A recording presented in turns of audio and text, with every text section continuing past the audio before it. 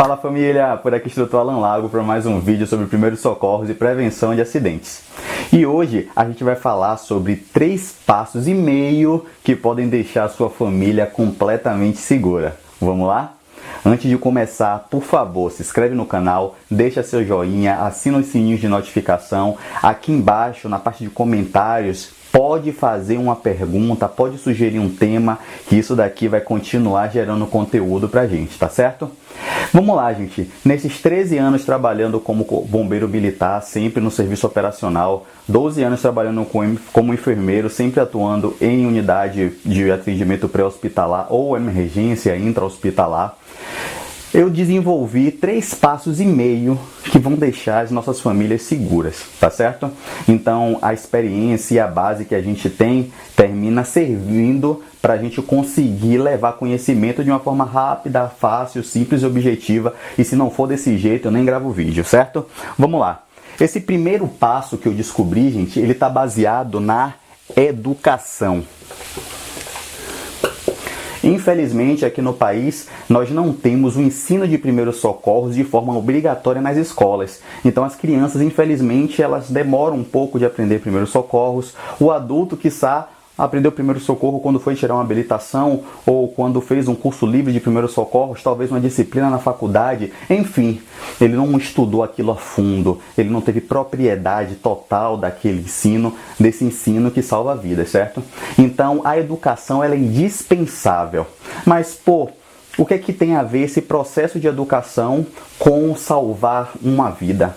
Imagine, por exemplo, que uma mãe, por não saber que engasgo é o que mais mata o bebê, faz um mingau muito grosso, ou na hora de fazer uma mamadeira com leite, não desmancha aquele leite direito, ou, por exemplo, deixa aquele leite numa textura muito grossa. Então, essa parte, de educação, em entender o que mais mata, qual o mecanismo que mata e o que fazer para isso não acontecer, é justamente educação, certo? Então, assim, a educação é o primeiro passo que salva a vida.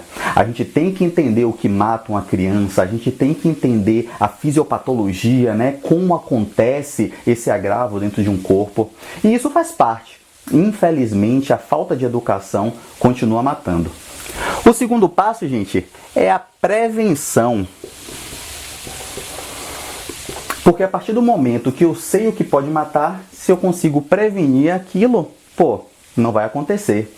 Já diria o ditado dos mais antigos, que é melhor prevenir do que remediar. E em primeiros socorros não é diferente. Se a gente consegue partir desse princípio que a gente aprendeu, da educação, o que é que vai gerar uma lesão, o que é que pode causar uma emergência, se eu consigo pontualmente prevenir aquilo, tá todo mundo lindo, tá todo mundo seguro, tá todo mundo bem, tá todo mundo vivo. Então a prevenção é fundamental. Conhecer as técnicas de prevenção, conhecer alguns dispositivos que podem ser usados para prevenir. Então, por exemplo, um protetor de tomada que pode prevenir que a criança coloque o dedo na tomada elétrica, um protetor de borda da mesa que pode prevenir que a criança bata a cabeça, um portãozinho na cozinha que pode prevenir que aquela criança entre na cozinha, colocar, por exemplo, as panelas nas bocas do fundo ou virar o cabo para o fundo do fogão.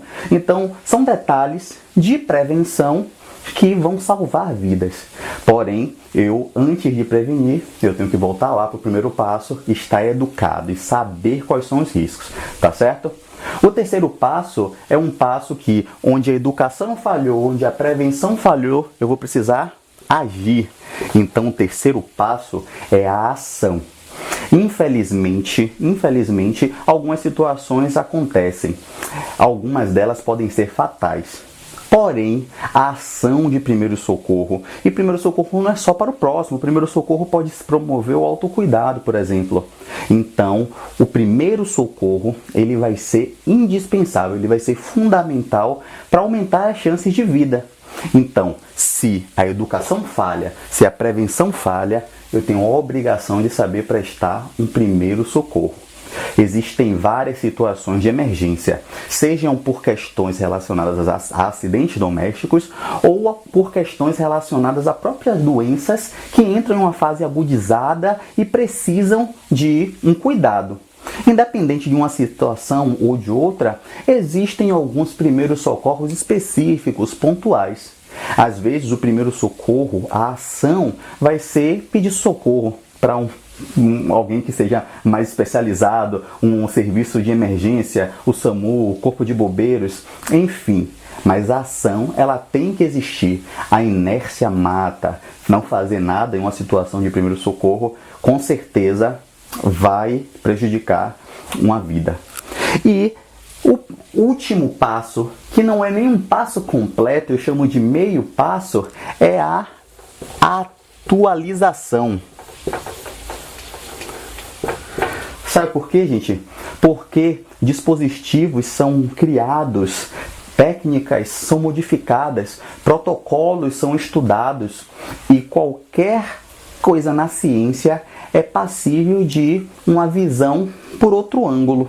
Existem sim fatos, existem sim princípios que eles não devem ser quebrados, mas algumas preferências, como por exemplo, como eu faço isso, qual é a melhor forma de fazer aquilo, isso precisa a gente ter uma atualização.